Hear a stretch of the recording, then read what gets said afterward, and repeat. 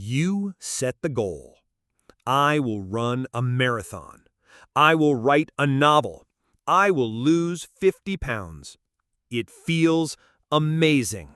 The rush of ambition, the vision of you crossing the finish line, holding the published book, stepping on the scale.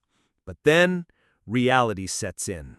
The finish line is months, even years away.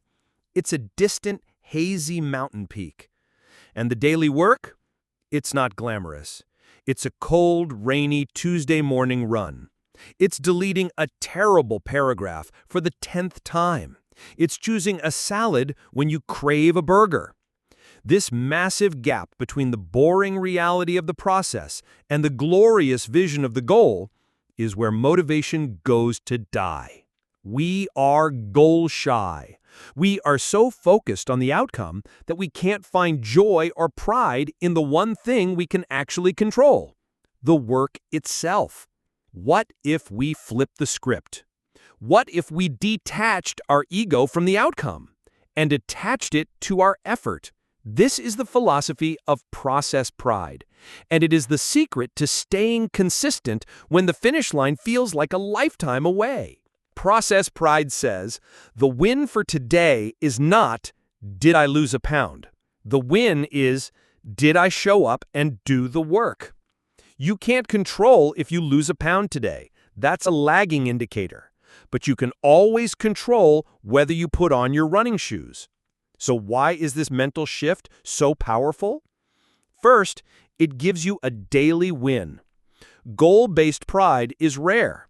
You only feel it when you hit a major milestone. This leads to long droughts of feeling like a failure. Process-based pride is available every single day. Every time you complete your planned process, you get to feel successful. This steady drip of small wins builds a powerful momentum that carries you through the inevitable plateaus and setbacks. Second, it builds a stronger identity. When you focus on the goal, your identity is, I want to be a writer. When you focus on the process, your identity becomes, I am a person who writes every day. One is a fragile dream.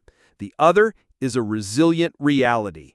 It's who you are, not who you hope to be. This identity makes it easier to make good choices. A person who writes every day doesn't debate whether or not to write, they just write. And third, it protects you from the two great enemies of ambition, failure and success. If you don't reach your goal, you don't get the promotion, you don't win the race, your ego is crushed. But if you take pride in your process, you can still say, I am proud of the work I put in. I showed up every day. I did my absolute best. Paradoxically, this also protects you from success. What happens after you cross the finish line? Post-marathon blues are a real thing. If your entire identity was tied to the goal, you feel empty once it's achieved.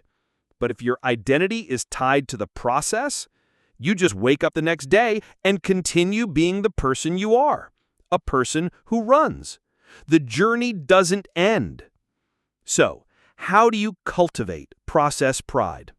Step 1. Define your process. Be ruthlessly specific. Not eat healthy. Your process is, I will have one green vegetable with lunch and dinner every day. Not write a book. Your process is, I will write 200 words every weekday morning before I check my email. Step 2. Track your process, not your results. Get a calendar and give yourself a big fat X for every day you stick to the process. Your only goal is not to break the chain. The visual momentum becomes a powerful motivator in itself. Step 3. Share your process, not your goals. Telling people your goals can give you a premature sense of accomplishment. Instead, share a picture from your rainy Tuesday run. This invites encouragement for your effort, not just validation for your ambition. It also holds you accountable to the work. Step 4. Reward the process. When you finish your workout, Give yourself a moment of genuine internal praise. Good work! You showed up. This conscious acknowledgement reinforces the habit loop. Let go of the destination. Fall in love with the journey, because the journey is where life is lived. The finish line is just a single moment.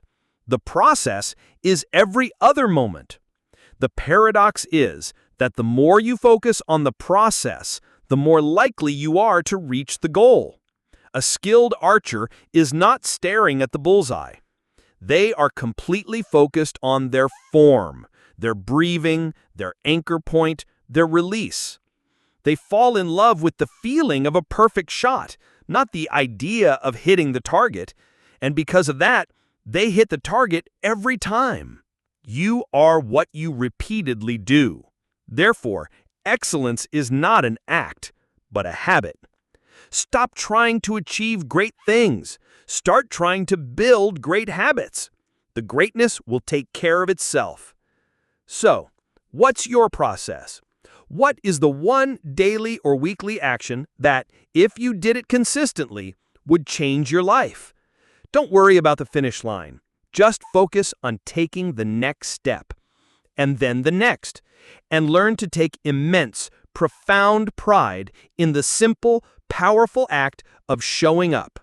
That is a feeling you can earn every single day, and that is a recipe for a successful life. Your goals don't define you. Your systems do. If you're ready to focus on your process, give this video a like to track your first win. Subscribe for more strategies to build a better system for your life.